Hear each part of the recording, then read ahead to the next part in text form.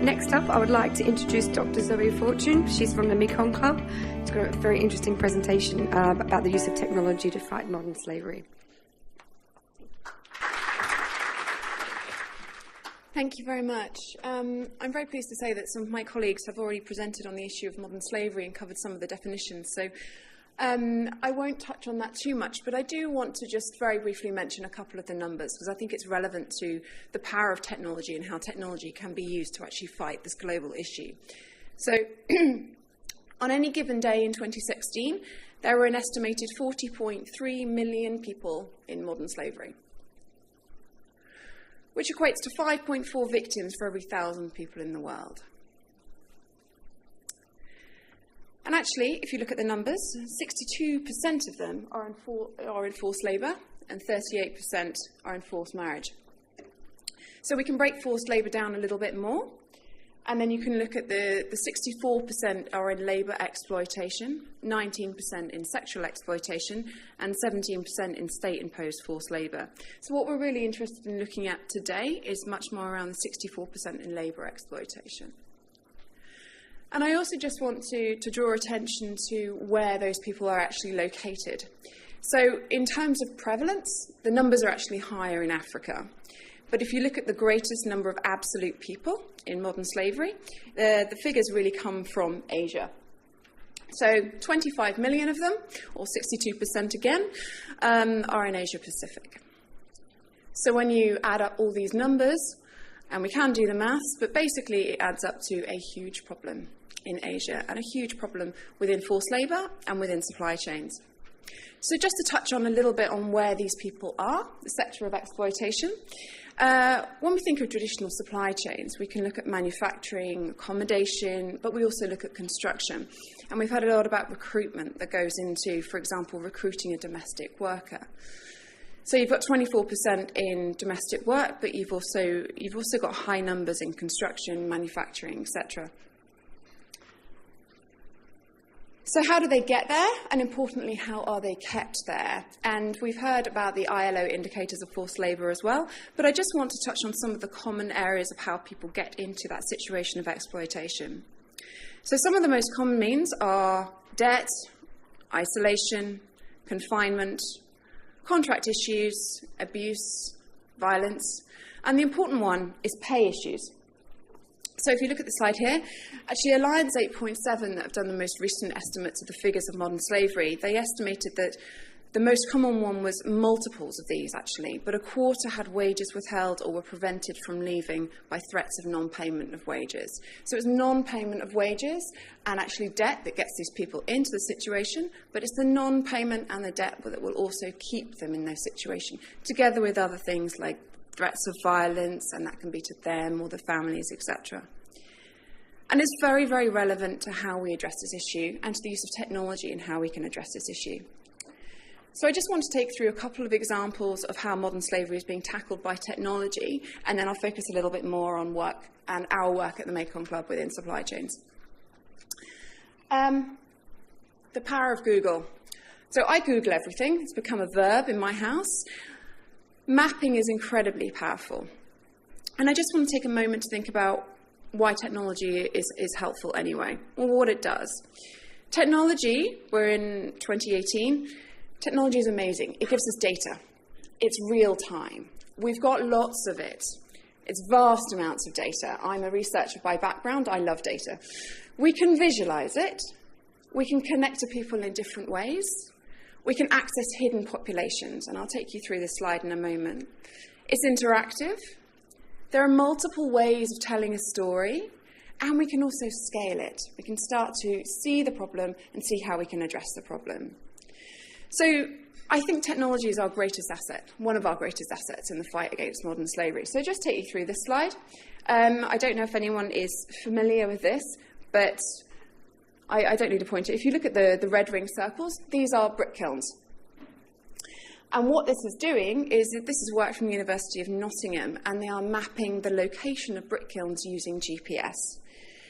Now, that's really important. So at the moment, what they're doing is they're asking volunteers to go through and look at the maps and identify these. But actually, artificial intelligence is one greater application of this in the future to automate it. But it's incredibly helpful because it means that you can actually identify the sites of victims and then pass that information on to NGOs and those people working on the ground. So technology in Google's one greater application here.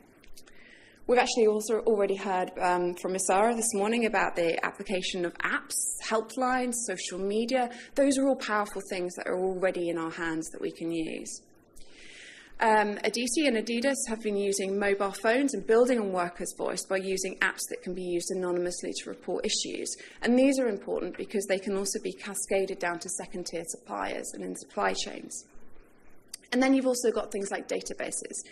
So, for example, Liberty Asia have developed a case management system with JTIP and Salesforce to help NGOs store, analyse and share data. And what that does, it means NGOs can do their jobs better and then information's fed straight back into the system. So we're using the power of data that we already have. So to just focus a little bit more on the work of the Mekong Club, what we do. So we work with the private sector. We are not a naming and shaming organisation, and we develop tools to support organisations who are working on this issue and to tackle this issue. We aim to identify, remediate and prevent modern slavery, but it's also about sharing learning, and I think it was Aditi that mentioned about collaboration in this space, and it's the power of coming together. So the way that we work is we have 4 working groups, and they are across finance, apparel and footwear, hospitality and retail. And the Mekong Club is an NGO based in Hong Kong, and we provide advocacy projects, working groups, as I've mentioned. And those working groups come together on approximately a quarterly basis to do needs analysis, to have meetings to identify what the need of organisations is, and then also to create deliverables and tools together that mean that we can actually get better at identification, remediation, and then future prevention and problem solving. And then how do we best share that learning? So to take you through a couple of our tools that we've created. And I want to focus on the ones that do use technology in some way or shape or form. So one of the first ones is around raising awareness. And I think there's been a lot of great raising awareness on the issue of modern slavery and forced labour in general in the last couple of years. So one thing that we've developed to actually help raise that awareness is, if you look at the top left, is via a series of short, and they are approximately 4 minutes. And I think Anders, your video is 4 minutes. I think 4 minutes is the attention span that people will watch videos. So it focuses on a general introduction to modern slavery through to specific topics. So you can look at things like the legislation that's coming out, and there's a discussion this morning taking place on legislation in Hong Kong. And through to banking, hospitality, forced labour, etc. And so these are 4-minute downloadable videos that you can also access. And the point about them is to raise awareness, and then you can cascade to staff throughout an organisation so that everyone is aware, so you can start to pick up on things. It's also the power of YouTube. That's the wonderful thing. Wherever you have a mobile phone or an interconnection, this kind of stuff can be shared. And then also using search terms. So this is actually a knowledge hub, and there are a couple of these available. But the point is, actually, there's so much information out there. There's so many information reports, deliverables, etc. How do we actually filter through that information? Well, these are incredibly useful because it means that you can put in a search term, and that can actually help you get the information very quickly that you want to actually filter your search. So this is a very basic application of technology. So what I now want to focus on is something a little bit more, and focus on some risk assessment tools. Now, you can't see this very clearly. I will take you through it. We recognise that businesses and organisations are incredibly time poor, but you need access to information, and you need access to support, and you need to better identify and know how to get at risk. The difficulty is also there's lots of tools out there, so which one do you use? So this one is one that we've created to help assess the risk of modern slavery. So you start off at a country level. So we've taken 3 of the most well-known indices of the risk of modern slavery. So that's the Global Slavery Index, which is a prevalence indicator. We've also taken a government response indicator from GSI, and then also the Trafficking in Persons report. And we've basically aggregated and weighted those together to create one overall risk score by each country. So that's highlighted by the colours. So on the country map, you can see yellow, green, red, etc. And there's kind of roughly what you might expect. Grey is where we don't have enough data to be able to aggregate it together. So then what we've done is to create a commodities map. And what that does is it takes information from across multiple sources so that you can search by commodity and you can search by country. And that will bring up whether there's been an indication of modern slavery, child slavery in that country, and that will produce a report. So it's a very simple way of doing things. The next thing I want to talk about, we've heard a lot this morning about apps and use of mobile phones and technology, but it is an incredibly useful and powerful tool because it's in the hands of everyone. So this is something that the Mekong Club has developed in association with the United Nations University Institute of Computing and Science. And this is an app called a prize, and it's about identification of potential victims. And so you can do it by different sectors, as you can see. And we have it in 14 different languages. So the really important point here is that workers choose a flag of their own country, and they then see a video and it appears in their own language. And that's important because it gives them the confidence and they know that they can trust this person and it's in their own language. Because we've heard already this morning that actually language is one of the key issues within this and within audits, etc. as well.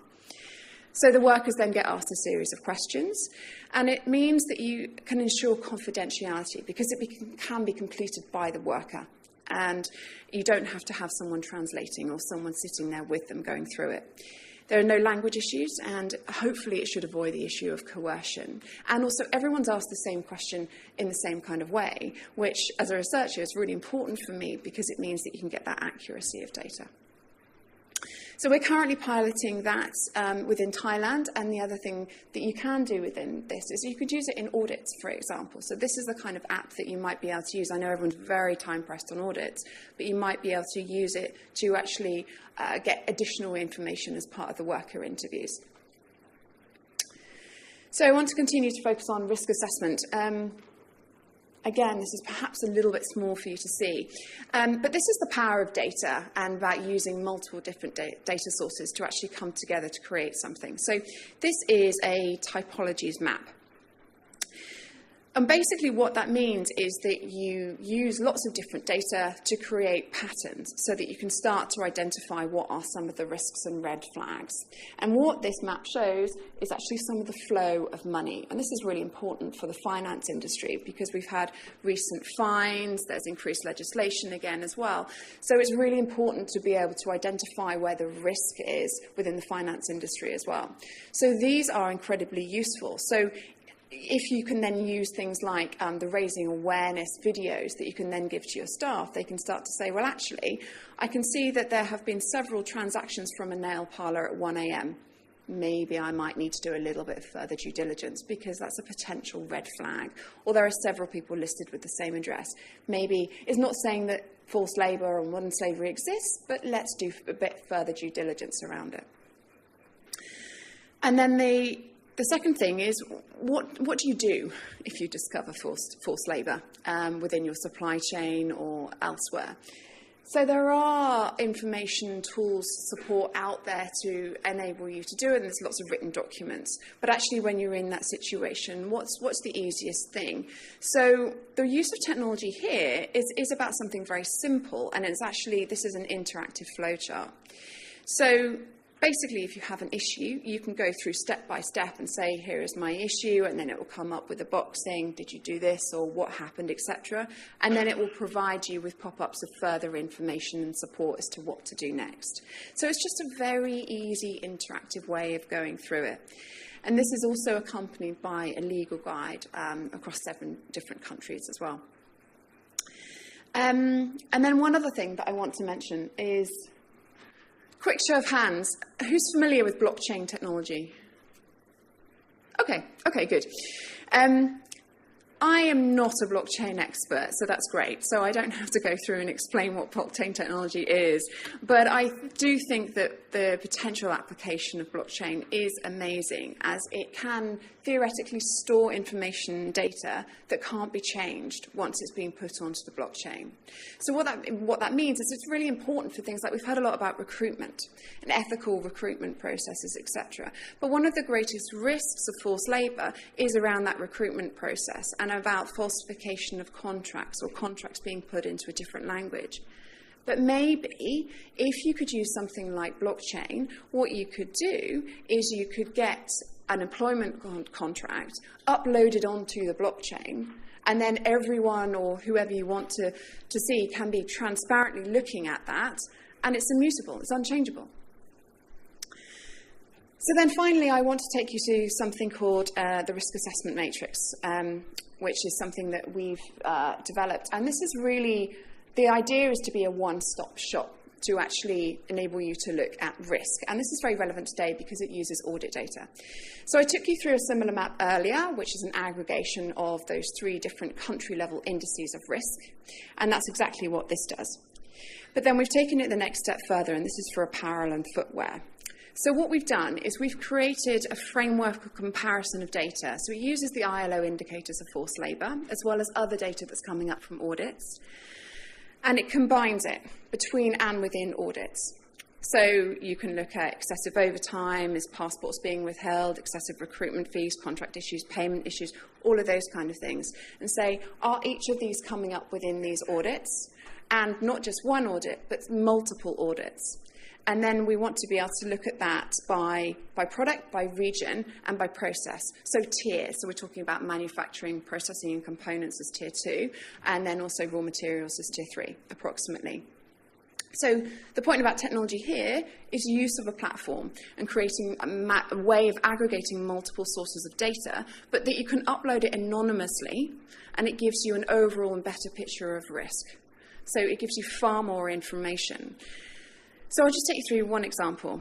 Imagine you are a footwear and apparel company, and this is at the moment for footwear and apparel, and you want to understand the risk of forced labour within footwear production, so in tier 1.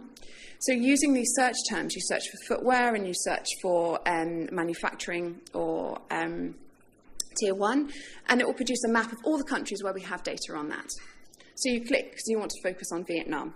So this is some of the live data that we have. So we're still in the pilot process of this, but this is live data. And what this shows is that on the top left, you can see a map of Vietnam, and you can see data where we have, data on risk from audits. And what it does is it highlights by different colours. So you can see that within here, we can focus on a particular region. So if you click on the bottom one, we focus on a particular region, and this highlights different areas of risk. So this is taking an aggregated risk score, and then it's putting it all together. And the top right at the bottom picture, you probably can't see, but what it does is it shows you different bits of information. So first of all, it shows you what's your country level risk, because there will always be a country level risk based on those aggregated indices.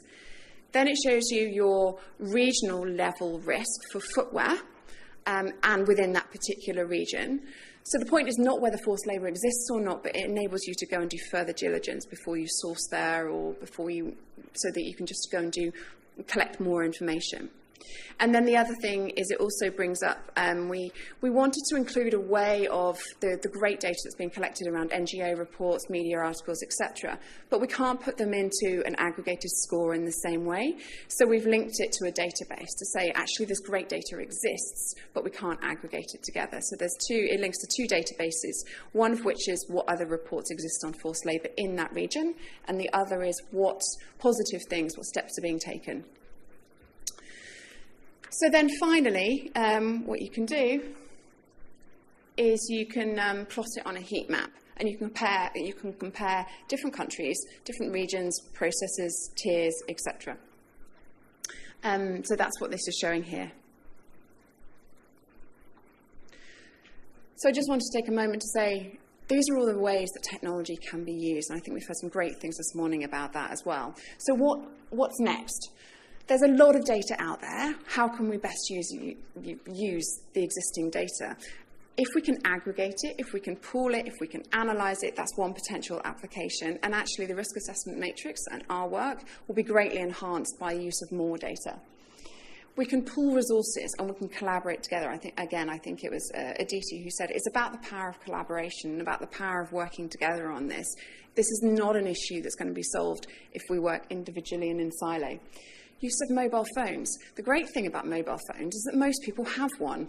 And so you can gather information, you can provide information, but they also have a GPS locator on a lot of them. So there's a vast amount of data that you can get through them. Mapping, visualizing, it's a way to actually connect with audiences that we don't already have. And then finally, I think one thing that we can do is around getting creative. And blockchain is one of those things that if we did do it, it would be greatly enhanced if we could all collaborate together and get creative on how we can do this. Thank you.